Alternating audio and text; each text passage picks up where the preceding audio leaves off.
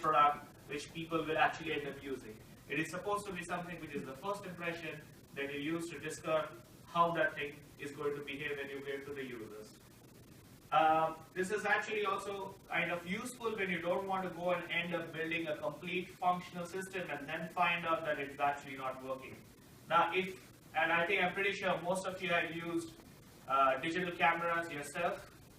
Now, this in 1998 was the first prototype that they came up with when they thought that, okay, let's go and build a digital camera. And this is the interface that they thought would be really useful for a camera. Now, if you see in this case, this prototype doesn't have anything which relates to the camera itself. It's only the interface. You have an LCD screen which they are actually, it's a giant piece of equipment where there is a screen embedded in there. There are a few buttons, and the actual operations are being carried out on a computer which is sitting behind. And this is a very, very fundamental thing about prototyping that you need to understand. That while your final product will be something sleek, nice looking, and very functional, the prototype that you start with is actually going to be like this. If you compare this to an existing digital camera, you see how the development process works. Okay, so what are the advantages of prototyping? One of the most important things is the cost versus time of the implementation that you're going to spend in. If you end up designing something which is fully functional before you show it to your user, you're always going to be faced with the problem that you think of it as your own baby and you kind of lock into this design which you don't want to change. The other thing that can happen is that you'll not realize things which should be done to the system so that it kind of is usable, and therefore you will encounter the situation which is called broken before ship, wherein on the 0 day that you actually release the product, people come up with reviews saying this doesn't work. Another aspect of prototyping that helps you is that it will also enable you to identify desirable features, wherein you show the thing to a test group and the test group suddenly sees that, okay, they come up with the thing that, okay, we need a button over here, or we need this interface over here, or we need this menu item over here. And that will help you identify additional features or desirable features which will make the prototype or the final product actually usable. And most important of all is that you can actually quickly go through a large number of ideas, because if you're in a large group, probably each one, say a group of seven people can easily come up with 7 ideas each, and you can have 49 ideas, and you don't know which idea is the right one. If you want to get to that last point, what you end up doing is rapidly prototype through all of them and end up with an evaluation which tells you, okay, out of these 15 different prototypes, maybe this is the one that we should be going forward with. And this is why you should actually try and prototype. Now, one of the things that you should kind of try and remember, and this is a rule which I kind of come up with, but it's more or less boils down the essence of prototyping, is the PQRSTU rule. The first thing is that you need to remember when you build a prototype which is either a soft form or a hard form, it is not the final product. It is only a proof of concept. You're just evaluating what you think can be brought into the world or not. Second thing is you need to remember that it has to be done as quickly as possible. You can't spend too much of time trying to build a prototype which is perfectly sleek and then end up with a situation that you not got it the way you want it to be. The third thing is that the prototype is always going to be rough. It's going to be rough around the edges. It's going to be put together by glue tack and sellotape. But what it should always demonstrate is the basic functionality. The fourth point of it is that you need to simulate features. You don't need to have, say you're building a web application. You might wonder, oh, I need to have a database at the back end which is working and it kind of services the queries that I'm sending across from the application. It's not like that. All you need to do is to simulate the features like the back-end logic or the decision logic, and let just the prototype, which is the interface that you're trying to build, to go forward. Last and more, another part of it is actually the test part of it, which is where you say you test each of the elements that you have built or you thought that should be part of your system, and you try to make sure that those design choices are actually sensible. You don't want the start button to be removed from an interface. Even if you think that's a disruptive design, at times it actually could be that the users don't actually want that happening. The last and the most important of all is that all that you're doing is for the user. Finally, your product doesn't work if the user can't use it. So when you're kind of getting into this thing that you're actually showing your prototype to a user, and the user is critical of the prototype, then be very, very receptive to the user. Do not criticize the user, try to criticize your prototype. If your prototype fails in performing the task that the user wants to do, then your prototype is not useful enough. And therefore, you need to go into another iteration of doing it. Now, you might also ask, okay, there are the advantages and these are the aspects of it, but actually, why are we prototyping? And therefore, you need to remember that you'll always end up kind of trying to solve three things. Either there is a task, or there's a problem, or there is a need that you're trying to satisfy. Wherein you can say that you can actually make the task work faster, you can actually give a better interface so that the task can be performed quickly in a more intuitive manner. Or if you have a problem which needs to be solved. And finally, there is a need for a feature which you're going to create. And this is exactly why you're actually going to end up prototyping. Another fact of this process is that your prototype fidelity improves over time. Now, if you see in this graph, what I've shown is that the first prototype that you start with is going to be very quick, and the amount of time you spend between the first and the second prototype is going to be really small. But as you go forward, and as your prototype gets more and more refined, more and more feedback comes in, you actually see that the time you spend on each of these prototypes actually goes higher and higher. And therefore, the fidelity of the prototype at each subsequent stage also keeps on increasing in the whole process. But remember one thing, do not spend too much time thinking between each steps. Saying that if you're going to say that I'm going to spend some more time thinking between step 1 and 2 so that I don't have to do 4, that's not going to happen. Try to get through each step as quickly as possible. Say having 7 prototypes by the time you get to the point it's time 4 is actually could be more useful than trying to say I'm going to do all of these in 3 steps and 3 prototypes only. This is the other part of the thought process that I go with, is that you have something which is called as the soft prototyping, and which is all the things which your lecture actually talked about before. And there is obviously the other part of it which I call as the hard prototyping. Now there are a couple of things which you need to kind of identify between the two. The first thing is that in soft prototyping, the underlying hardware will always exist. It is going to be a situation where you're trying to build a web app wherein you know that your final product is going to be a website, or is going to be an application or a service which is going to be deployed on a smartphone or a tablet computer or a PC, and is going to work through a browser. So you know that all the underlying infrastructure that starts from the screen that's going to be used, the touch inputs that are going to be used, or the keyboard that's going to be used, the internet that is going to be delivered over, all of these already exist. Then there is obviously the other part of the system which is called the hard prototyping, wherein this kind of shares a kind of a fuzzy boundary between product design and what we are doing with HCI. But there is this where the hardware does not exist. All the examples that I showed you in my research interest slides, this was a situation that in our case, none of the hardware existed itself before.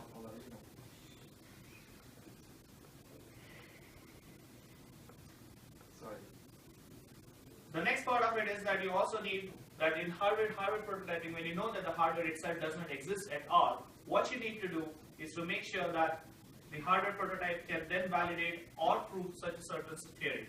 And this is what are you going to do for hardware prototyping. Now, it depends as to what kind of assignments you get. Some of the assignments that we give during in Lancaster are where you actually have to go build stuff with hardware. There are the situations like in your case, I think your assignments are all going to be soft prototyping. So I'm going to spend a lot more time on the soft prototyping than on the hard prototyping. So let's assume that you're actually going to engage in the development of a mobile app. You know it's going to be deployed on a mobile phone, and therefore you don't have to worry about the hardware that you're going to use for it.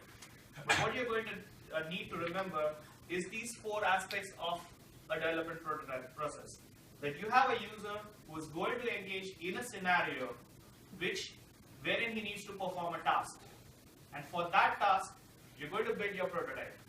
And that prototype will finally end up becoming the application that is going to be used by this user in that scenario to perform that task. So it's kind of a you could add text, but they always say that a picture is worth 1,000 words, and therefore you want to make it as pictorial as possible.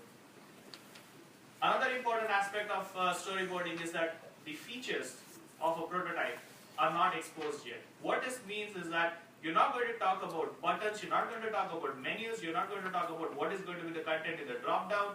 These are elements or features of the prototype which are not concerned in the storyboard. The main thing that you're trying to expose in this case is the requirement of the prototype. You get a scenario, you address it out, using action words to show what the requirements are. And that's where you proceed forward beyond that. Now this is an example of a storyboard. And as I mentioned, this is actually the pro storyboard. This is not what you want to create. While you can look at this to kind of get an impression of what the story is going to be, you really don't want to spend this much time. This person probably spent about 5 to 6 hours sketching through this storyboard. This is not what you want to do. What you want to do is to go quick and make it sure that you actually draw this whole thing in very, very short time. Now some of you might say, I'm not good at drawing. Neither am I. I absolutely suck at drawing. I can't draw a human. If I had to, draw that to pass my PhD exam, I would have failed. That's not how bad it is. But the main thing is that we can kind of go with is that this is not about pretty drawings. You want to draw something which is just purely functional. There can be lots of things where you scratch out things. Doesn't matter if it is actually looking rough. It looks as if it's drawn by a 3-year-old with a crayon. Doesn't matter. What you're trying to do is just identify the features, and that's what you need to do in the storyboard. Another thing that I can tell you is that these are nice 3 strategies which I'm going to now discuss, which will help you draw these storyboards. So the first example is what we call the stick figures. Now most of you might have seen some animation like this. If you're actually as old as me, then you probably have seen a lot of them. This is the first way to go with. This is called the stick figure. It's the simplest thing to draw, pretty straightforward to kind of draw in terms of how you would want to draw it. The other example is, again, I think this is going to kind of be a sci-fi reference. I don't know if you guys know Battlestar Galactica. If you don't know, go look it up. It's a nice sci-fi series. And obviously, this is what I call as a Cylon. And lastly, we call the Star People. Now, obviously, I don't expect you to go and draw a Nicolas Cage like that. What my expectation is actually this. Now, that what you see over there is a stick figure. That what you see is a Cylon with an arrow which can be pointing in any direction. And this is what I call as a star person. It's not Nicolas Cage, it is this guy. Who is actually just drawn like a star, which indicates 2 feet, 2 hands, who can actually, each hand can extend in each direction, showing what the person is trying to reach or trying to deal with. And obviously the person's head with some dots trying to show this is where the person is looking. Now can you take a guess as to how long it took me to draw this set of figures? Anybody? 1 minute. Sorry? 1 minute. That's actually right. It took me exactly 1 minute to draw it and save it. So this is what you want to do. You want to be able to draw things quickly. You might have multiple storyboards. You don't need to make them pretty. You just need to kind of capture the essence of what the discussion is going on. You could be having a very good brainstorming session where you're kind of walking through the scenario, and if you keep on stopping your friends or saying that, you know what, wait, let me draw this nicely, that's not going to work. What you need to be drawing is, as the discussion proceeds, you're actually drawing out things like this as quickly as possible. Now these are some of the elements of a good storyboard that you want to look into, and this is where it becomes a little tricky. You can obviously draw stick figures, but what you need to put in there is these elements. First thing, that the scenario that the user is going to use this application or prototype in needs to be explained where. You need to show where the person is, what the person is up to, why he wants to do what he wants to do. And if you do not come up with these things, you'll always find that the prototype that comes out of the storyboard is actually not going to be good enough. Obviously, the second option is where you want to see what are called the opportunities for interaction. So what does opportunity for interaction mean? It's where, say, a person is out, say, in San Francisco, and he wants to know the directions to the Golden Gate Bridge. Now that is an opportunity for interaction. What you see is that the person is standing somewhere, he doesn't know where he is, he wants to go to the Golden Gate Bridge. That's where your application comes into play. That's where he's going to pick up the phone, open up your app, and say, I want to go to this Golden Gate Bridge. And that's exactly what you call as an opportunity for interaction. The other thing that you need to kind of also ensure is present in the storyboard is the flow of events which are described by action phrases. When you say a flow of events, I assume you can understand that if I want to say navigate from point A to point B, then what is going to be the flow of events applies as I want to go from point A to point B. I'm going to use this service like a bus or a car, or I'm going to walk. I find out how I'm going to get there, I get the directions, and I'm going to actually use the directions step by step throughout the process of till the point I reach to the destination. And that's what the flow of events can be used as. Lastly, and most important of all, you should also kind of indicate what are going to be the desirable outcomes of the task that the user is trying to perform. Lastly, the two things that you need to remember is no pretty shadings and no pretty drawings. If you actually draw a storyboard like the guy that I showed in the example, and if I was marking your assignment, you'd get a 0 score, because I don't want to see something which looks pretty. I want to see something which is perfectly functional. Other thing that you need to remember is that you're not going into the GUI elements, you're not going to show features. This is not where the information about the features and the GUI elements is exposed. It happens at a later stage. Okay? Now getting on to the next step, we're going to go into a slightly higher fidelity stage, which is where we call as the paper prototypes. This is where you got your storyboard ready, you got a nice piece of story that is there, it kind of shows how the flow is going to happen, and what you do is you translate that storyboard into the first impression of the GUI. You want to see how it's going to be used, and therefore you're going to kind of try and build a paper prototype with it. And the main thing is, obviously, you're not going to open up your computer and you're not going to start drawing it in Photoshop or trying to use HTML to code stuff out of it. What you're going to do is, you're just going to use a piece of paper and, in fact, all of these things to build your prototype. Now, just going back a quick thing, this is where the first time the elements of the GUI which are going to be used are going to be shown. This is going to be the first impression. You're going to get through a lot of revisions.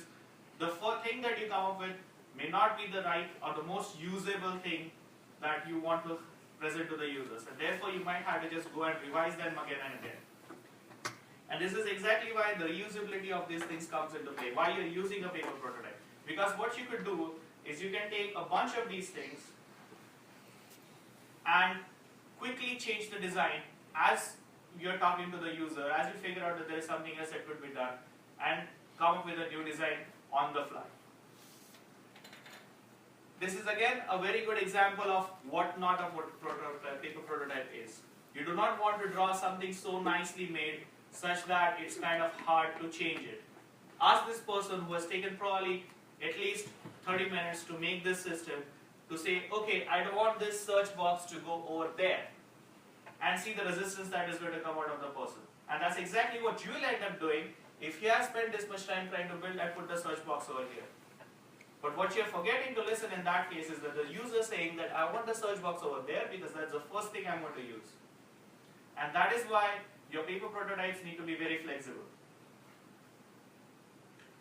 Now this is an interesting implementation or thought process of how you're going to do it. It's actually going to be made out of multiple pieces of paper and multiple pieces of the UI element. So you have a drop box. A drop box is literally consisting of two pieces. You have one piece which indicates here's a drop box, and what you do is when you click it, you actually get a lot of information below it, in which all the elements that you can select are available, and that becomes the second piece which you are going to show. It doesn't need to have the exact text that is going to be in there, but you can always show this is how the flow is going to work. It also kind of tracks through the sequence of outcomes of the interaction that happen. Now in the case that you actually had an excellent example of the Wizarding House of a YouTube video that lecturer showed to you. In that, what I would say that what I would want you to take out of that is the fact that they actually had a bunch of pieces of paper, wherein each piece of paper actually showed a different set of the interaction that was, as it was progressing. And that's what you want to kind of demonstrate in your paper prototype. The animation, which you normally see in the elements, like when you click something or you zoom in or zoom out of a map or something, all these features are actually provided by the designer who is actually responding to the user's actions. And that is what was referred to as Wizard of Ozing. Another thing that you need to remember is that you should make all of these things again quickly. Make them out of reusable components, preferably out of card paper, so that you can cut, you can move them around, you can, even if you decide to kind of drop them, you can actually pick them up easily. All these kind of things that need to be taken into mind when you're trying to build them. Lastly, and most important of all, there will be things like decision-making processes, business logic, connection to the database where that information is being retrieved. All these things are going to be verbalized by you. You're not going to provide these functionalities. What you would, and you need to also remember one thing, that if the user doesn't ask for something, or the user, if you say your assumption is that the user is going to click something so that something expands, but the user doesn't click it, you don't tell the user that this is what is supposed to be done. Because what you're doing in that case is that you're removing the discoverability of the interface and you're going to push that specific user into the direction you want to go. If you want that Dropbox discoverable, or you want some piece of information to be discoverable, then you need to kind of then finding that the user doesn't know that he needs to click it, you need to show what needs to be done over there so that the person knows that this is to be clicked. If it's something that you need to highlight, then that's exactly what you need to add at that point in time. Now I'm going to take a quick short break across to a video, because this is one of the videos which I kind of find is very interesting in terms of the implementation. This is what they call as the HANMail paper prototype. It's on YouTube, but I just kind of downloaded it because I was not sure if the internet would work here or not. That is the one thing which kind of annoyed me the most about the thing that I got to see. You are trying to build something which is going to be an interface, so be at least a little bit careful about the fonts that you use. Okay, now that you got your paper prototype sorted out, you kind of start to get to the phase that you can now formalize your design. And this is where you kind of start with wireframes. There are a bunch of websites which actually allow you to build these wireframes, and a couple of examples are these two ones. I think Balsamiq is actually pretty nice because it kind of gives you some of the predefined formats, as well as you can kind of go and design ones on your own. It also kind of asks you, I think they have some kind of an evaluation which is possible, and after that you kind of need to buy the software. But still, I would say this is one of some of the examples that are worth looking into because they can help you wireframe your design. If you are really good at coding, you can obviously go and make your own things. But these are some of the examples that I used for mockups. Now again, in this case, the main thing is that the fidelity is still slightly low because what you have is, this is kind of the static UI part of it. You still don't have the background elements, and still the elements do not actually respond to inputs. And this is what kind of can be taken care of when you get to the later stages. Now this is where the static and the dynamic UIs are considered. You need to also remember that because you're kind of, the first phases of your prototypes were used to just gather feedback from the user about the usability. But at the same time, it doesn't mean that the prototype actually could be forcing the user into slower performance of the task that he needs to perform.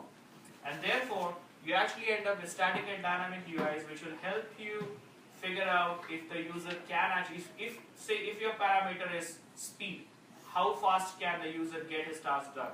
Then you actually want something which is actually a fully functional dynamic UI. You can't be Wizard of Ozing the first part of it. But what it also means is that before you finalize the interface that you're going to use for the focused experiment, you still need to go through the paper prototyping phase, because there you still need to identify if the user can get stuck on some specific elements, and you don't want to kind of get into the dynamic UI phase and say, oh, by the way, this Dropbox or this button should have been at a specific different location. Alright, this is all about soft prototyping. Now here's kind of just a quick introduction or look into hard prototyping. This is where you're going to do it when you're kind of doing a new piece of hardware. Most of the aspects of the design are very much similar to soft prototyping, but it is also kind of used when you're trying to kind of prove a certain theory or concept or validate it, and the hardware that is required to validate that thing does not exist. A good example of this was when I was working on a project which was to build a display device which allows people to see different things at the same time on the same screen. Now obviously I could theorize about how it's going to work, but if I don't have something which validates that concept, it doesn't work. And therefore we had ended up building a proper hardware prototype for it. This is exactly the point, that you do not have a usable and existing hardware, and therefore you build a temporary prototype for it. Some of the other things that you kind of need to remember is that if you ever end up from the software side to the hardware side, and you are actually trying to build a prototype which is maybe the next mobile phone, the next shape-changing display, the next Google Glass, you'll always need to kind of worry about how hardware prototyping needs to be done. And here again, some of the principles are still going to go back in the same process. You still follow the same approach of doing a storyboard.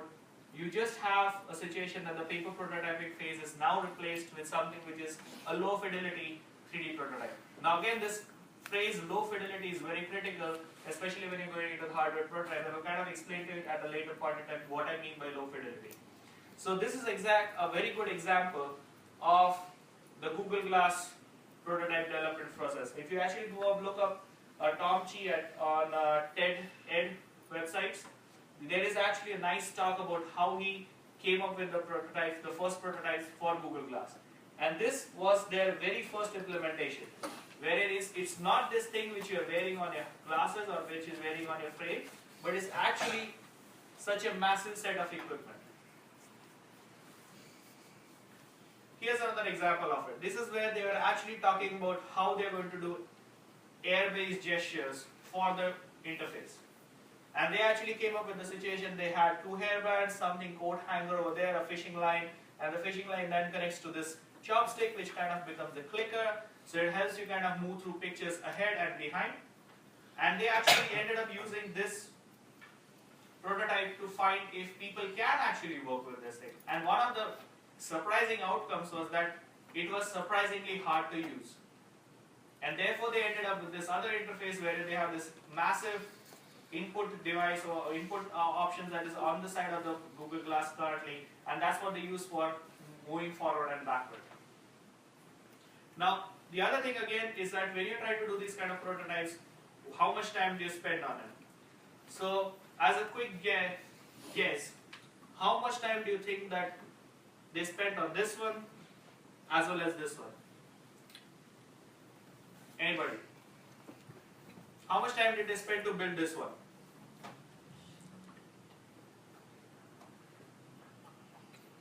Come on, it's a guess. Give me a number. How many days? A month? 2 weeks? Half a year. Half a year. Alright. That's actually a good estimate. Okay. What about you? So you said 2 days, right? I'll stick to that. Just stick by what you think is, basically, because it's about the question of how you're going to implement such a thing. What about the rest? What do you think? Between these two numbers, less than this number, more than this number? 2 months. 2 months, okay. More than 6 months or more than 2 days? More than 6 months. Okay, alright. What about this one?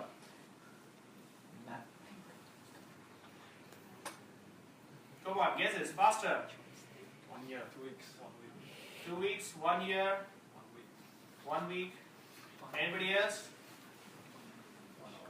Alright. Remember what answers you gave for this, because here's what they spent to do it. Oh, almost.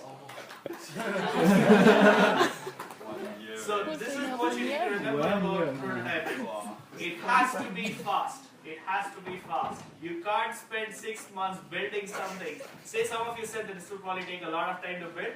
And imagine you build this functional system and then you figure out, oh no, you can't use it because the users find it too hard to perform the gestures. You just spent 6 months of a highly paid team down the drain. Your management is not going to like you. You're probably going to get fired for it. And that's exactly why these guys can't do it that fast and they get paid the big bucks. And you need to be at this position. If they need to build something like this, you should actually take 45 minutes at first one day. And the only reason why they took 1 day to build this one is because originally they had a lot of difficulty finding coat hangers.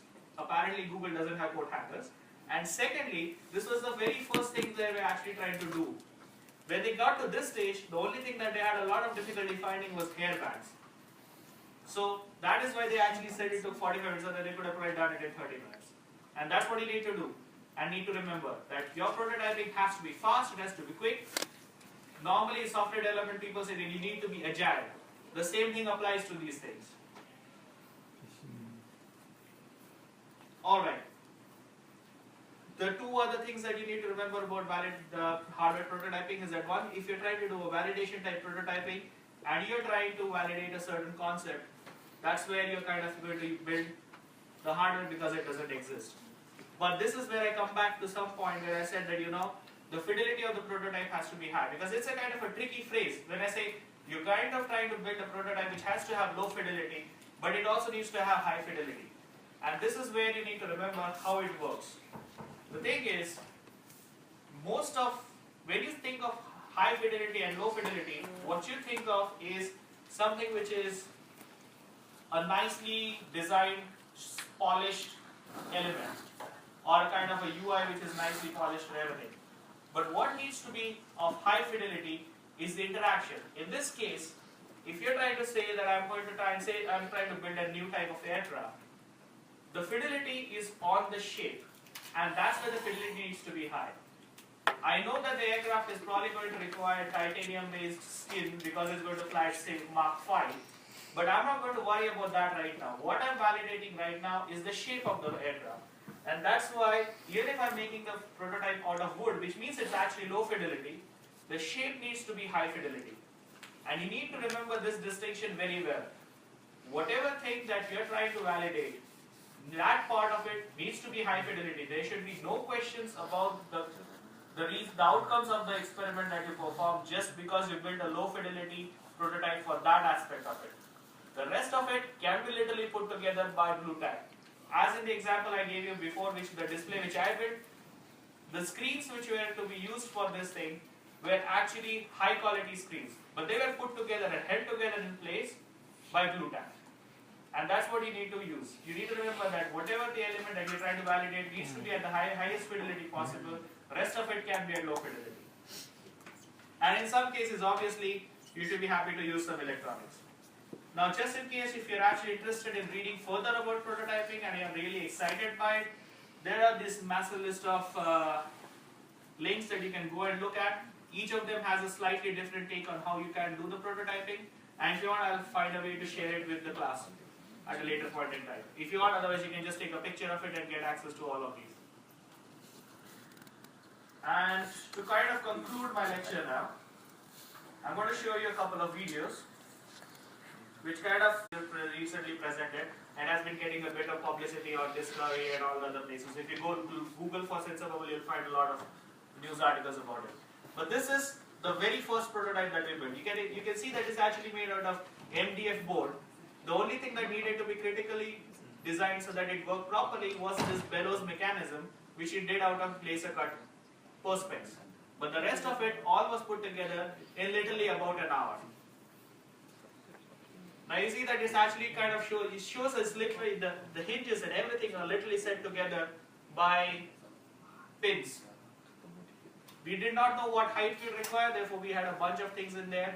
All of this was just to make sure that the whole system works the way we want. We wanted to validate a concept that we can make bubbles of different sizes in a controllable form, and that's exactly what we ended up with.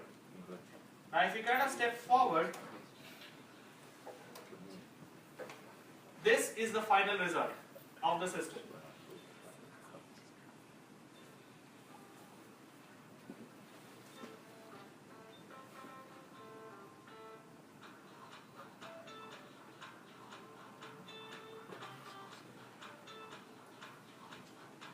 You might notice that what we had to do was we actually wanted to kind of generate smoke at the bottom of the system, and which we actually have now enclosed in a nice box with a nice covering and everything.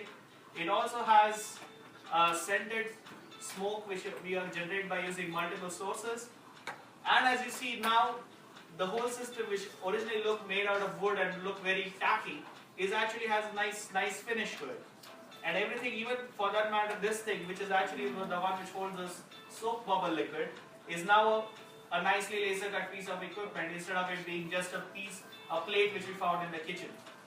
So that's exactly what you need to remember when you're trying to do your prototyping. You need to do it quickly, you need to get the things validated so that you can move on to the next stage, which is what we wanted to do. With that, I'll take questions.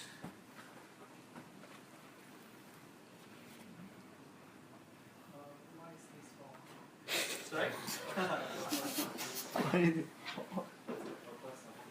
Oh, you mean this device? So this is kind of going away from the actual talk that I just did. Well, but the thing is, okay, let me let the video finish, because obviously I didn't show you anything that we are doing here.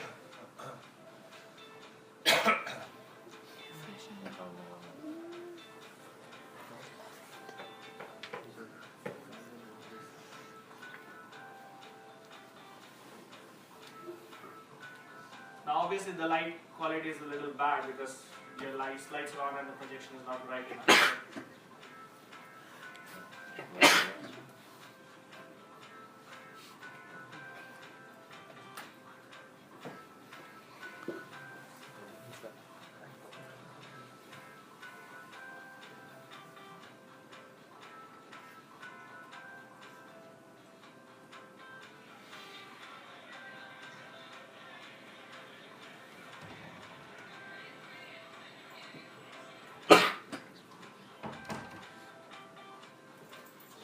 Alright.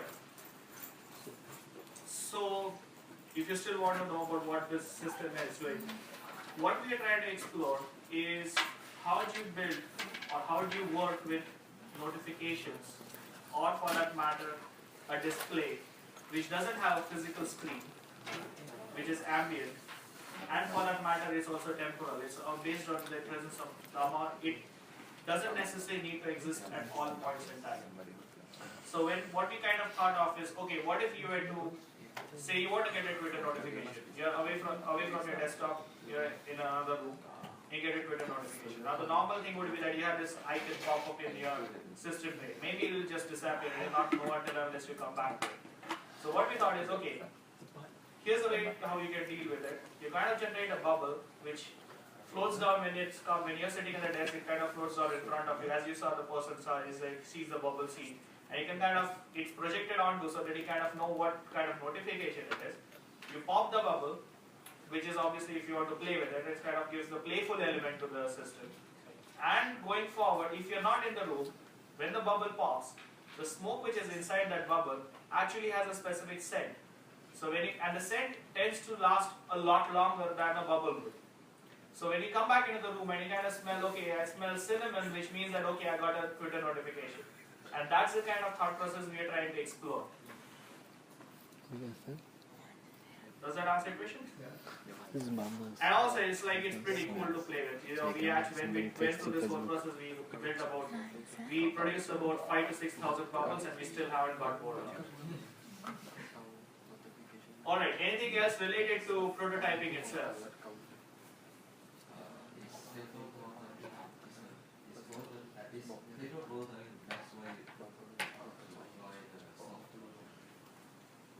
What other prototyping approaches would you go with at that level of fidelity? So you're saying that is paper prototyping the best, right? So when you say it's best, is best or not, which means that there are other competing approaches. So what other competing approach do you think of? Do you recommend any other? Frankly, going by the traditional approach that HCI goes with, I don't think there is anything else that is good. Paper prototyping is by far the most standard approach. There is obviously one more approach where you don't do any prototyping and you just try to describe the thing to the user, and he sees a picture or mental model which is totally different than the model that you have in mind.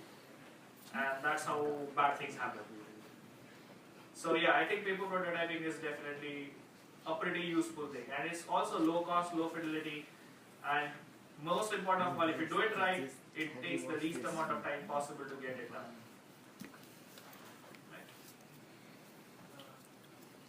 It gets much easier and easier to design a GUI using computers. So what if there is a tools available to quickly design your GUI using drag and drop and touches? Do you think we will be able to replace paper in the future? Well, one of the ideas is that we want to replace paper. But let's face it, paper has been around for like what, 3,000, 4,000 years? Computers have been around for the last 30 years, and we still have managed to kick paper out of the offices. I don't think it's going to go away that quickly. One of the things that is nice about paper prototypes is that it also has this kind of a sense of disengagement. So if you are a designer who is trying to design a UI and you want a user to see it and tell you if it is useful enough, if you go into this drag and drop approach where you're kind of building it in front of the person, or not in front of the person, but you design it in advance and then you bring it to the person, you still have this kind of a sense of entanglement with it. You are like, I made this is my baby. And now the user becomes this enemy who is actually criticizing it. But when it comes to paper prototypes, you know that it's not, it's very, it's like, it's paper, and therefore you kind of less engaged with it, or less, attached to it. And therefore if somebody says, you know what, this doesn't look right to me, this needs to be here or this needs to be there, you're a lot more receptive to the changes. So it's more or less designer's psyche that needs to be modified. If you can say that I can build something like that with drag and drop or whatever, and I can still make changes to it without the same level of attachment to it, then I'd say well and good, just go ahead, as long as you know what nice elements softwares that you have you can use for it. I'd be more than happy to see it being used. The main thing is the attachment. You get attached to something that you build, and therefore the paper prototypes are a better option any day. Anybody else?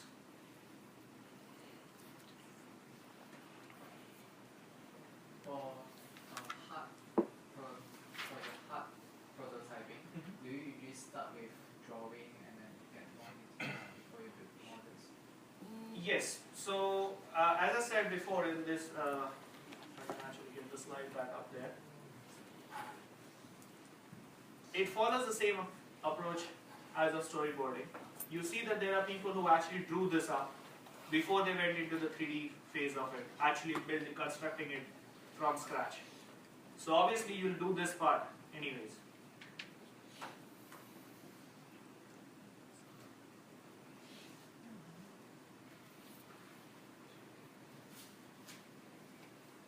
Any other questions? Do you have time for one more question? Who's got one? Come on.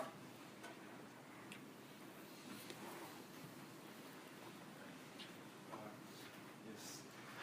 For prototyping, usually,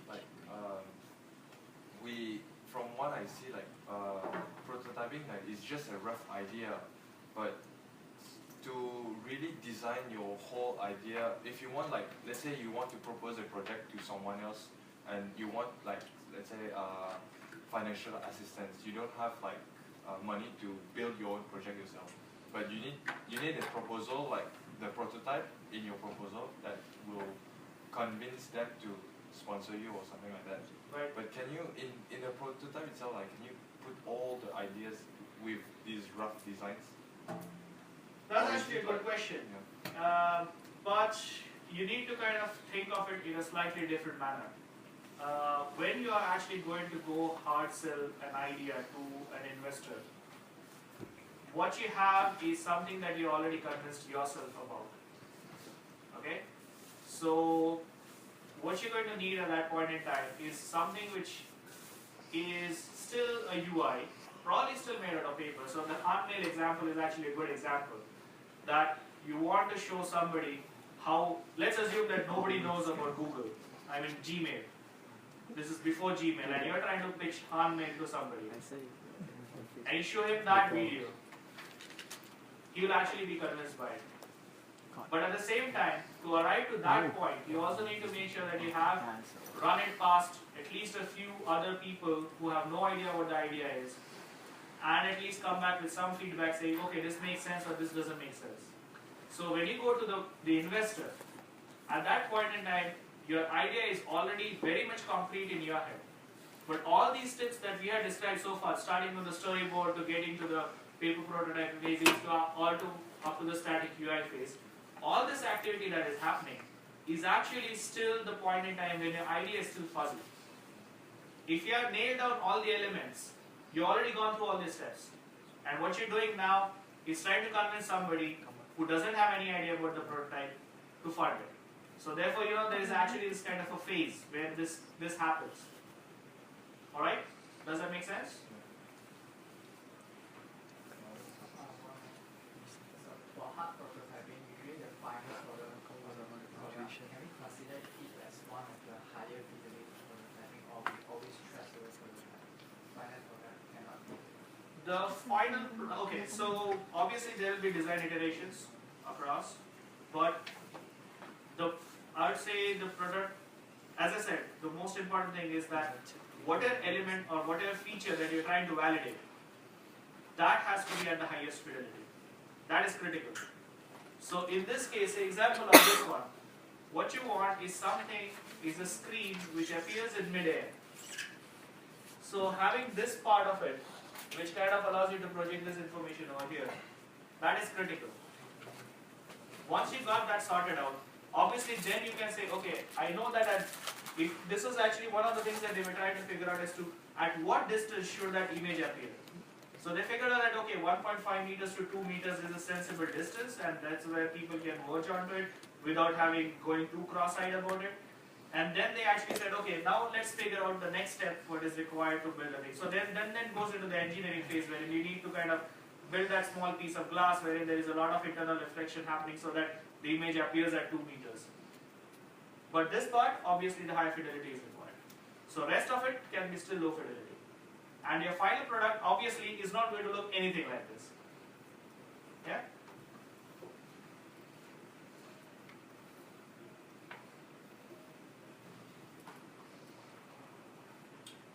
Anything more?